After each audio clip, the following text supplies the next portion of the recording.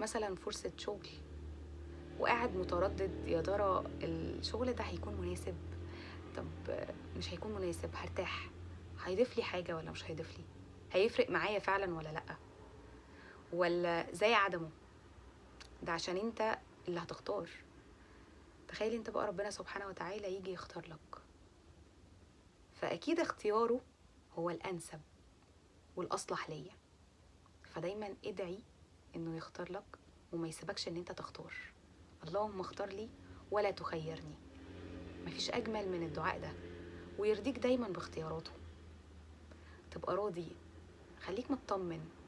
البلاء اللي انت بتبقى فيه مثلا بتؤجر عليه، الصبر على أي حاجة في حياتك بتؤجر عليها، المرض بتؤجر عليه، فقد أي حاجة في حياتك أو أي شخص بتؤجر عليه. رب الخير لا يأتي إلا بالخير.